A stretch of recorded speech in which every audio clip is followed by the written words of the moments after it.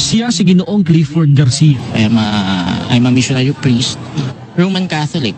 Sa Rome ay kinakat off yung kwintas. Once na nabautismuhan ako, lahat ng naging pastoral ko, kukunin ko sila. Iaaral ko yung natutunan ko sa iglesia. Kaya ng mga panauhin ang isang dating paring Katoliko. 14 na taong naging pari at nagsilbing parish priest ng Epiphany of the Lord Parish sa Camarin, Caloocan City, si Florito Martinez. Yung aking lolo, obispo yun sa Mindanao. Yun.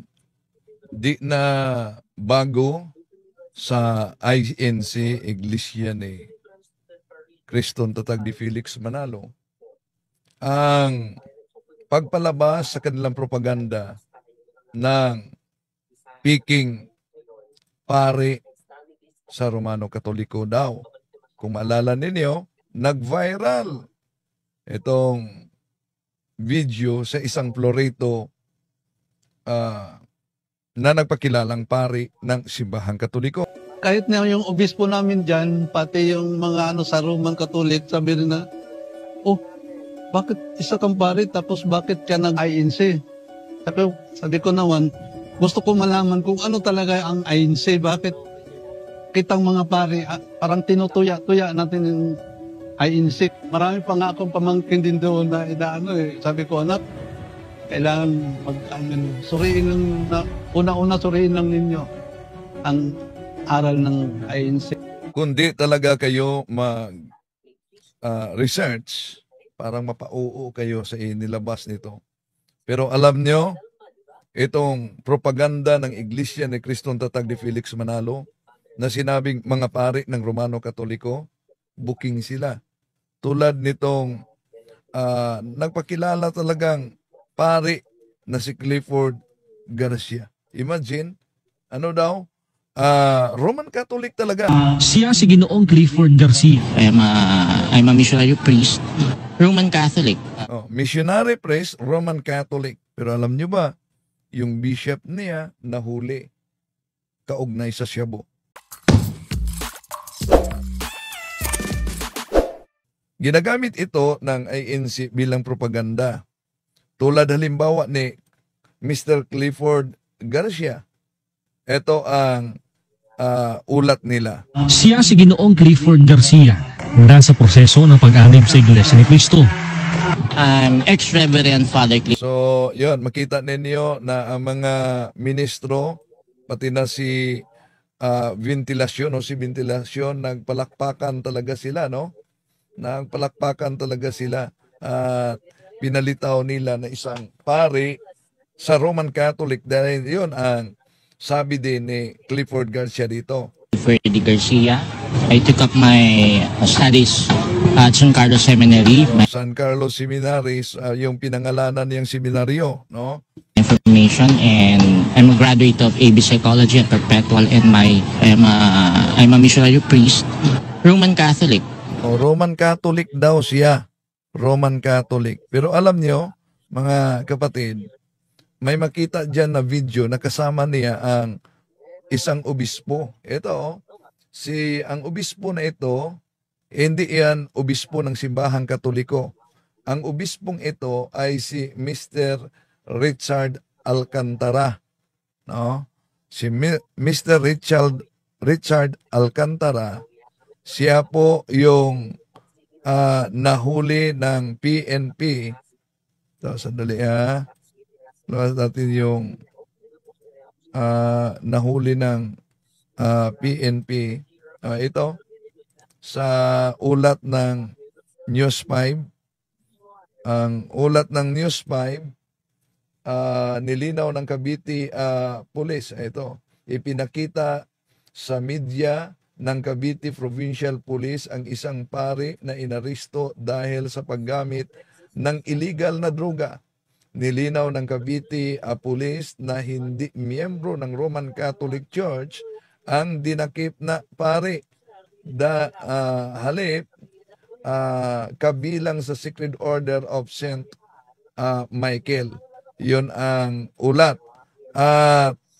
May Facebook page, Facebook ito si Clifford noon na ang naka-post, ito talaga, naninigarilyo, at may nakasulat, ang hirap palang magmahal ng isang linggong pag-ibig.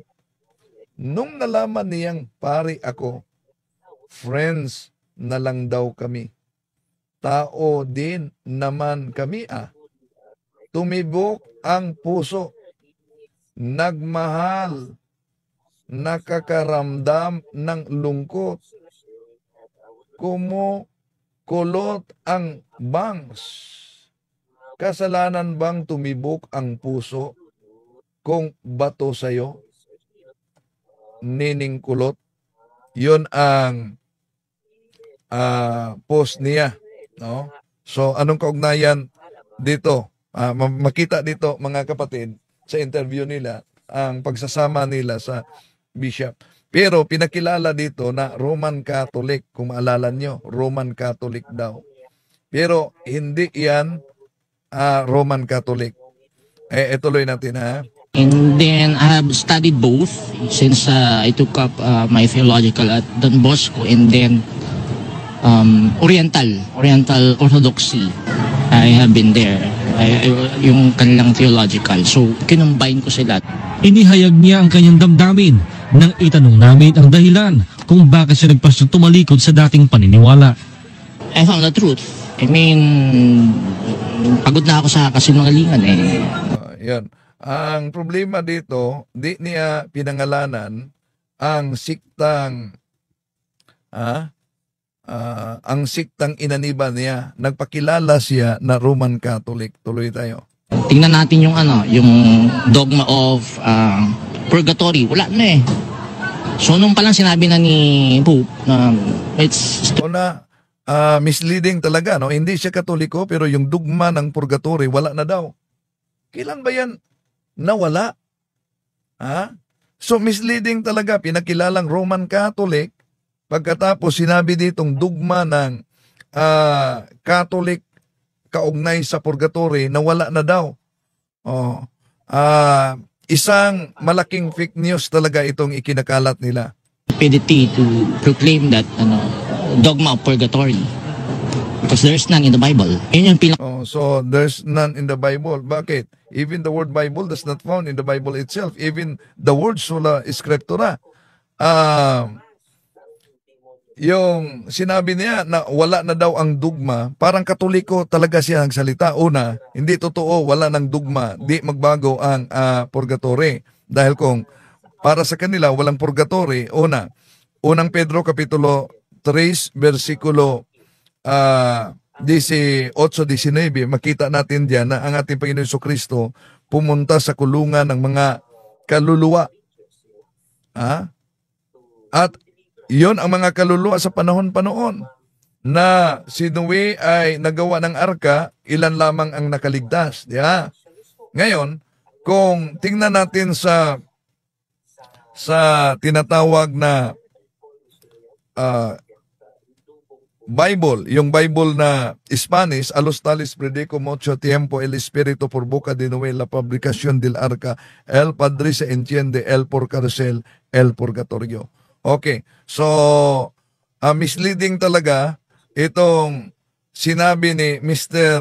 Clifford Garcia dahil una, nagpakilala siya na Roman Catholic na hindi naman siya pare ng simbahang Katoliko, Romano. Pangalawa, yung sinabi niya na tinanggal na ni Pope pero wala siyang pinangalanang Pope. Asan kaya niya na napulot na chismis yan? Ang dogma ng purgatory. Kung totoong pare siya ng simbahang Katoliko, una, the word dogma cannot be changed. Di yan magbabago. Kaya, paano matatanggal yung dogma? Kung totoo siyang pare, alam niya na ang dogma, walang sino mang Santo Papa ang makapagbago niyan. Ano pa na, halimbawa ang dogma, yung the real presence of the Holy Eucharist sa consecration sa pare. The divinity of our Lord Jesus. Even purgatory. dugma yan ng simbahan katoliko. Langit, impyerno, dugma yan ng simbahan katoliko. Walang sino mang papa na pwedeng makatanggal sa naturang dugma. Pero sabi nitong si Mr. Clifford, totoo, gumagawa talaga ng drama sila, no? Para makaakit ng mga inosente. Tuloy natin. Mahirap. Actually, inaano nga namin yan eh. Ilalagpasan namin. Yan, ito, makita ninyo mga kapatid, yung kasama niya na obispo. Hindi ito Roman Catholic. Ito ang obispo na pinakita natin sa inyo. Ito kasama niya. Hindi din ito tunay na obispo ng Roman Catholic. At ito ang napaulat sa News 5 na nahuli. Halimbawa, pakita natin yung nahuli na obispo. Paggamit ng shabu ng isa raw nagpapakilalang pare sa Cavite. Palusot niya, Sa Cavite. nag-research lang siya para makatulong sa Daw ang purgatory. Sandali. Nilinaw ng Catholic Bishops' Conference of the Philippines na hindi pari ng simbahang katolika ang So nilinaw ng CBCP na hindi ito pari ng simbahang katoliko. Nahuli, ang palusot niya, bakit nahuli siya na gamit ng shabu, itong si Alcantara, nag-research lang daw siya para sa ganon na yung mga gumagamit ay madaling mapalapit sa kanya. Ito. suspect. Umaksyon si Justin Punsalan. Kita sa surveillance video habang bumabatak ng shabu ang lalaki. Bumabatak ng shabu dito sa News 5. Kita sa matagal na umano siyang sinorveillance ng PNP. Ito sa bahay na ginawang drug den sa Barangay Alima, Bacoor, Cavite nitong Huwebes ng hapon. Noong una, tinutulungan pa siya ng isang lalaki, pero sa sumunod na kuha, siya na mismo ang nagsindi sa hawak na drug paraphernalia. Yun, ang pag-aristo na. Dito na sumugod ang Bacoor Police at hinuli si Richard Alcantara na isa umunong obispo ng Sacred Order of St. Michael. So, obispo siya. No, na ipakita na natin sa inyo yung pagtabi nila ni Garcia, ito mga kapatid. So hindi sila Roman Catholic. Okay, tuloy natin. Na-recover sa kanila ng kanyang kasama na si Perlito Alibay ang 3,400 pesos na halaga ng shabu at mga drug paraphernalia. Matagal na raw binabantayan ng mga pulis ang kilos ni Alcantara na aktibo pa raw sa pagseserbisyo. In fact, mga 3 months na natin yung binabalidate kasi nga kakaiba naman kasi bishop nga. So, bishop siya, pero under surveillance siya hanggang na huli. So 3 months, ayon kay Superintendent Kabatingan, na isinailalim ng surveillance. Kontay ng surveillance dyan, nakuhanan din natin doon sa simbahan, which is nagmamas din po talaga siya. Hindi naman itinanggi ni Alcantara ang paggamit ng shabu, pero palusot niya, paraan niya ito para makalapit at matulungan ang mga nalulong sa iligal na droga. Paraan daw niya para matulungan yung nalulong sa illegal na droga. Ibig po ba sabihin, para matulungan yung mga pumapatay, kailangan din kang papatay? Okay, tuloy natin. Nag-research lang po kasi ako yung una. Ni-research ko lang po yun. Ni-research lang niya. Yun po yung ginawa ko nun. Para lang malaman. And then may mga tao. Matagal na ito mga kapatid. Ito ang kasama ni Clifford Garcia na katabing bishop, hindi Roman Catholic. Pero mga natulungan din naman.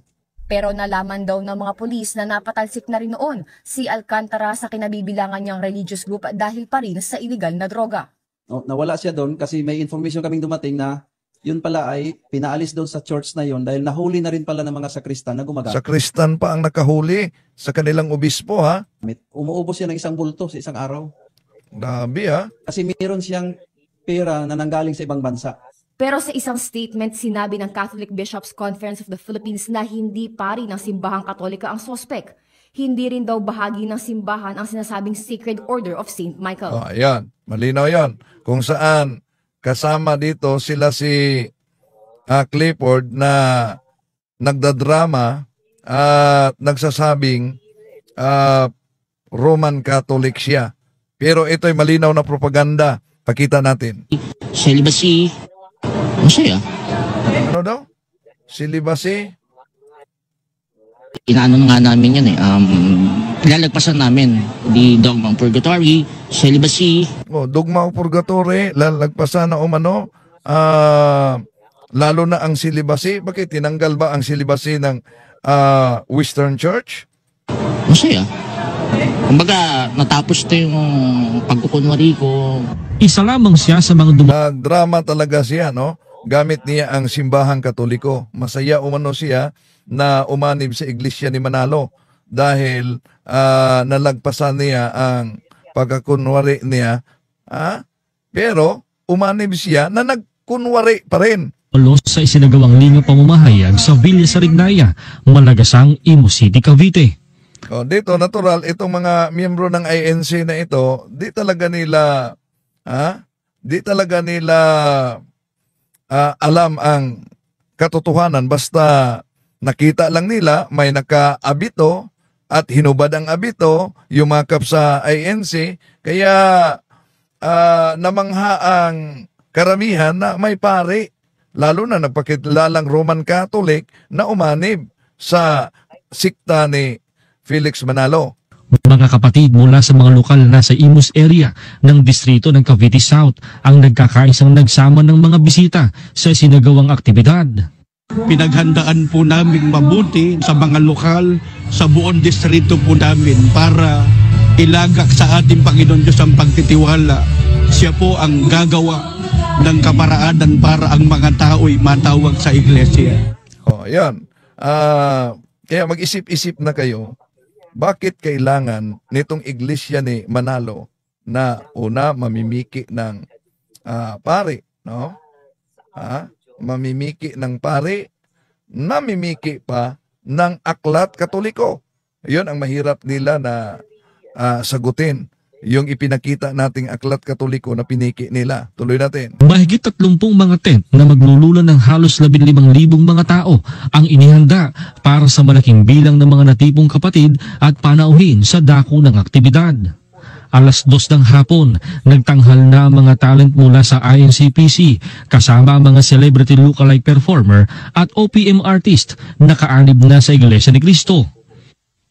Bago mag-alas 5, isinagawa ang pinakamahalagang bahagi ng aktibidad, ang pag-aaral ng mga salita ng Panginoong Diyos na pinangunahan ni kapatid na Glesierio Santos Jr., ministro ng Ebanghelyo at kabilang sa mga pangunahing katuwang ng pamamahala sa Iglesia ni Cristo.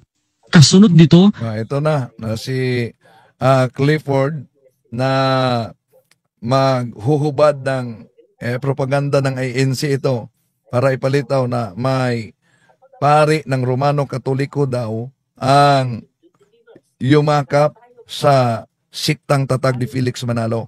Nasaksihan ng mga dumalo sa aktibidad ang paghubad ng abito ni Ginoong Clifford Garcia. To become a member, I'm just waiting for my baptism. Sinuro ko na nga yung matipulos ko. Akala ko nga dapat usually kasi sa room ay kinakat off. Ginamit pa niya ang Roma, mga kapatid, Rome, no? Kinakat off daw ang cross. Kasi sa room ay kinakat off yung yung quintas. Once na yung quintas daw na hindi naman siya connected sa Roma, hindi siya connected sa Vatican. Nabautismuhan ako, lahat ng naging pastoral ko, kukunin ko sila. Iaaral ko yung natutunan ko sa iglesia. Ang inaasahan ko po na ibubunga po nito ay mas maraming tao pa. Ayan. Ito ang propaganda ng iglesia ni Felix Manalo na inaasahan nila na sa paggawa ng ganitong uri ng kasinungalingan, marami ang mabiktima na yayakap sa siktang tatag ni Manalo. Tuloy natin. Ang aming mahihikayat na umanib sa loob ng Iglesia ni Cristo. Lalo pangat nakita nila na ang isa sa mga leader nila ng kanilang relihiyon ay umanib na. Ayan ang propaganda nila na para daw umano makita nila na isa sa mga leader umanib na, pero palpak ang propaganda nila, booking sila, di naman sila matakot mabuking dahil sanay na talaga sila. Una, yung iglesia lang na iglesia ni Cristo, inagaw nila mula sa tunay na iglesia ni Kristo na sabi ng kanilang mga ministro, walang iba kundi ang simbahang Katoliko. Parinig natin muli mamaya. Okay, tuloy natin. Loob ng iglesia ni Kristo. Hindi po karaniwang kaanib, kundi mga tagapangaral, mga pastor, mga pari, mga iba't ibang tagapagturo ng mga iba't ibang relihiyon na talagang umaanib sa iglesia, nauunawaan po ang katotohanan. So magaling talaga dito ang iglesia ni Manalo maggawa ng propaganda, mga kapatid. Pero kahit ganon ang kanilang propaganda, tulad ditong ibinalita nila na pari daw si Mr. Clifford, pari daw, ito, isa pa, pari daw ng simbahang Katoliko na supalpal din sila dito. Sa lokal ng Camarin Distrito ng Caloocan North, kabilang sa mga dumalo at nag-anyaya ng mga panauhin ang isang dating paring Katoliko. 14 na taong naging pari at nagsilbing parish priest ng Epiphany of the Lord Parish sa Camarin, Caloocan. Binalita pa ng INC TV na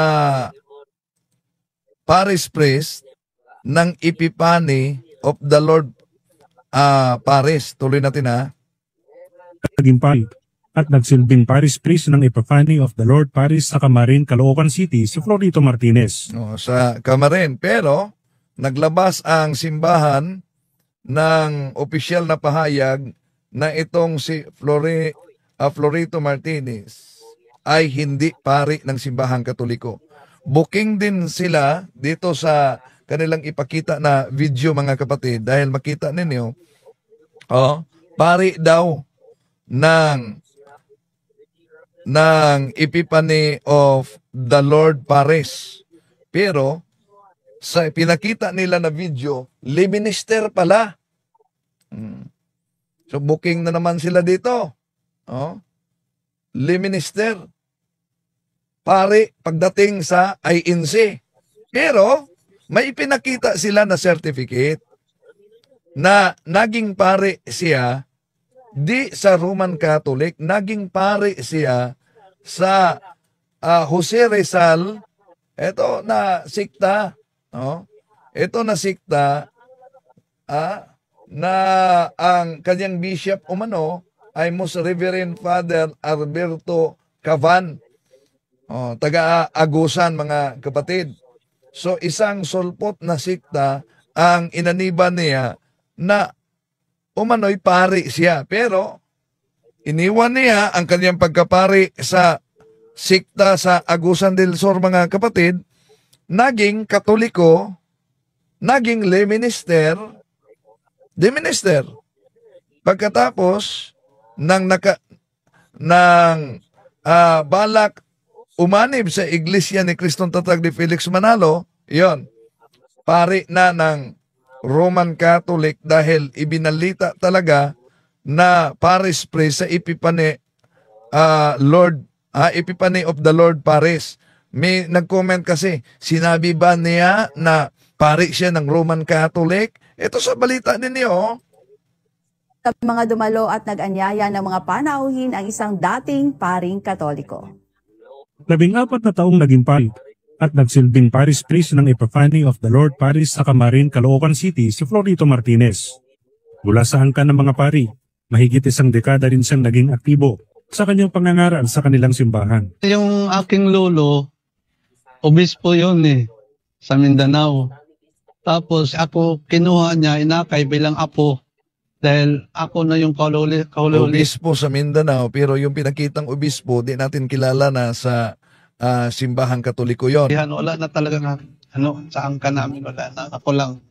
Tapos, pinasok ako doon sa... Yan, pinakita kasi nila sa interview, itong certificate na yan, palpak ang kanilang propaganda dahil na-booking sila. No? Pero kahit pa na ganon ang ginagawa ng INC na Tatag ni Felix Manalo, mga kapatid. Una, di pa rin nila mapasinungalingan ang totoo. Ng simbahang Katoliko ay siyang unang iglesia ni Kristo. Mali po ang pagkaunawa nitong Sa lokal ng Camarin Distrito ng Caloocan North, kabilang sa mga dumalo at nag-anyaya ng mga panauhin ang isang dating paring Dating Katoliko. pari talaga ang kanilang 14 na taong naging pari at nagsilbing parish priest ng Epiphany of the Lord Parish sa sandali, Camarin, Caloocan City, si Ito, Florito si Martinez. mali po ang pagkaunawa nitong si Talibong. Katang Iglesia Katolika bilang isang organisasyon o samahang pangrelihiyon, yan po ang organisasyon. Pagka sinusi pabalik, yan ang dating Iglesia ni Kristo. Yan ang dating Iglesia ni Kristo. Yan ang dating Iglesia ni Kristo. Hindi po totoo yan. Mali po ang pagkaunawa nitong si Talibong. Talaga pong ang Iglesia Katolika Apostolika Romana, talaga pong sa pasimula, yan ang Iglesia ni Kristo. Yan. Ang Iglesia Katolika sa pasimula ay siyang Iglesia ni Kristo. Di yan matutulan ng mga ministro ni Felix Manalo. Pero, para bang lupa na nakatitulo na, inagaw. Dahil si Felix Manalo nagtatag noong 1914 sa Punta Santa Ana, Manila, pinarehistro sa Securities and Exchange Commission, nakasulat sa Artikulos de Incorporación para Pol 4, Quilos Fundadores de esta Asociación son Felix Manalo, that the founders of this organization are, marami sila, isa na si Felix Manalo. Kaya di batayan mga kapatid, na nakadala lang sa pangalan ng ating Panginoon Jesucristo ay tunay na. Dahil ang daming nagdala. Hindi lang ang Iglesia ni Kristong tatag ni Felix Manalo. May Church of Christ na tatag ni Alexander Campbell. Yeah? Church of Christ yon, tatag ni Alexander Campbell. Dami pang mga Church of Christ na talagang tatag lang ng tao. Kaya yun ang katuparan mga kapatid. Ang katuparan sa hula ng ating Panginoon Jesucristo sa Mateo 24:24 na lilitaw talaga ang mga bulaang mga ngaral na magdala sa kanyang pangalan. Bulaang mga ngaral na magdala sa kanyang pangalan. At ulitin natin, di nila mapabulaan ang katotohanan. Dahil sinabi ko raw na sa pasimula, ang Iglesia Katolika Apostolika Romana ay ang Iglesia ni Kristo. Wala pong kontra dyan. Talaga pong sinabi ko yan, na ang Iglesia Katolika Apostolika Romana, yan ay napatatag. Ang kahulugan po niyan ay hindi pasimula ng organisasyon, kundi yan po sa pasimula ay Iglesia ni Kristo at yan po ay nagbuhat pa sa panahon ng pang-apostol. See? Mali po ang pagkaunawa nitong si Talibong. Katang Iglesia Katolika bilang isang organisasyon o samahang pangrelihiyon, yan po ang organisasyon. Pagka sinusi pabalik, yan ang dating Iglesia ni Kristo. Yan ang dating Iglesia ni Kristo. Yan ang dating Iglesia ni Kristo. Hindi po totoo yan. Mali po ang pagkaunawa nitong si Talibong. Talaga pong ang Iglesia Katolika Apostolika Romana, talaga pong sa pasimula, yan ang Iglesia ni Kristo. At dahil di nila yan matutulan mga kapatid, anong ginawa? Yon, iba't ibang pirated na pari daw ng simbahang Katoliko ang yumakap sa propaganda nila. Kaya mag-ingat, no? Dahil alam niyo naman na ang kasinungalingan, pag ito'y palaging inulit-ulit ay magmukha talagang parang katotohanan, lalo na sa ating mga kapatid na kulang ang kaalaman. Babasahin muna natin yung mga komento dito, no? Bago tayo magtapos. Nag-react dito ang mga kaanib sa Iglesia ni Manalo, no? Sabi ni Win Eliasip, Tatura, paulit-ulit lang yan ang pinanood niya kasi hanggang views lang ang habol. O yon ang hanggang yan lang talaga ang komentaryo ninyo. Bakit? Dahil nakakahiya talaga pag mabisto at mabuking, di ba? Nakakahiya yon. Yon ang palatandaan na ang piki Juan 8:44, alam niyo na sino ang ama. Kaya di man natin layunin na saktan ang damdamin ng ating mga kapatid.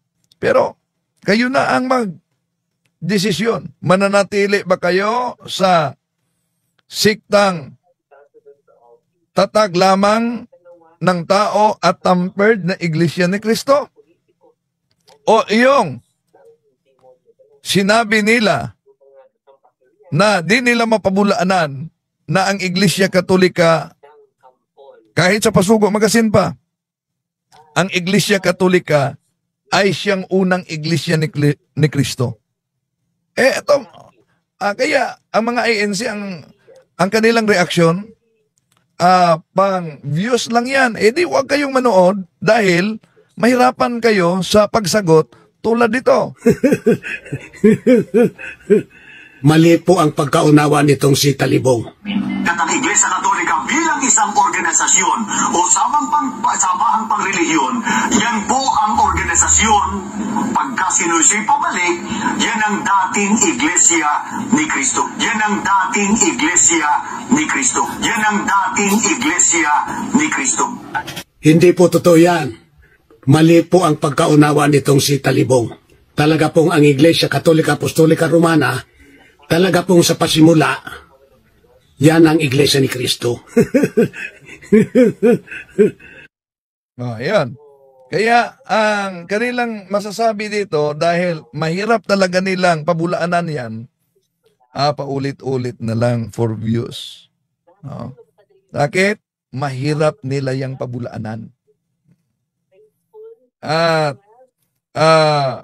lalo na yung mga aklat Katoliko na pinagputol-putol ng mga ministro. Mahirap yan nila pabulaanan. Kaya ang reaksyon kahit na di pa tayo tapos, lalo na ni Miss Michelle Japina, hihinto na daw umano siya sa pagsagot sa akin dahil parang plakang giba umano ako, paulit-ulit lang. Una, yung tinalakay natin at yung mga pinagpuputol-putol nila na mga aklat, yun naman ang paulit-ulit nilang nakasulat sa kanilang Pasugo Magasin, nakasulat at inilabas sa TV. Kaya, sinagot din natin paulit-ulit. At dahil mahirapan sila sa pag-rebat niyan, ang sasabihin nila, paulit-ulit na lang for views. Pero nanonood sila. Yeah? Okay? So,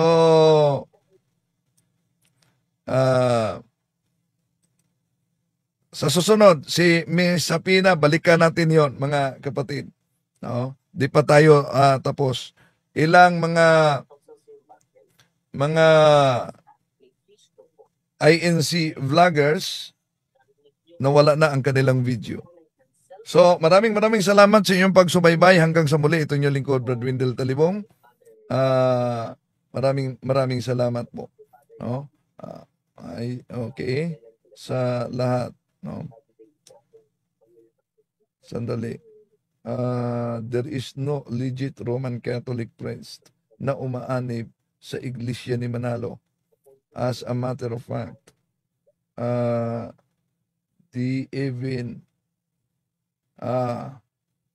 okay. So, maraming salamat sa inyong pagsubaybay mga kapatid. Hanggang sa muli. Bye-bye. So ayan po mga ka-Queers, sana'y kapupulatan po natin ito ng aral. At kung nagustuhan niyo po ito, please like and share, ibahagi po natin sa mga kakilala po natin. And please don't forget to follow and subscribe po ng ating YouTube channel, Mr. Curious Catholic. Muli po, this is Mr. Curious Catholic, kasama po ninyo sa pagtatanggol ng ating simbahan. Pro Deo et Ecclesia. Sa Diyos po ang lahat ng kapurian. Hello mga kapatid, follow and subscribe Mr. Curious Catholic. Marami tayong matutunan, mapupuno po yung ating isipan sa mga katotohanan. Dahil ang katotohanan na magbigay sa atin ng tunay na kalayaan. God bless. Hello mga kapatid, inanyayahan namin kayo, huwag niyo kalimutan mag-subscribe sa kay Bro Dance Oberio, Mr. Curious Catholic. Marami kayong matutunan sa pamamagitan ng pagsubaybay niyan sa pagsagot sa pananampalataya na inaatake ng ating mga kapatid sa iba. Yung pananampalataya, and they are not only attacking the teachings of the Catholic Church, but proselytizing the good numbers of the Catholic. At sa pamamagitan sa pagsunutin niyo itong Mr. Curious Catholic Facebook page and YouTube channel, dami ninyong matutunan. Isabuhay natin ang ating matutunan. Pro Deo et Ecclesia.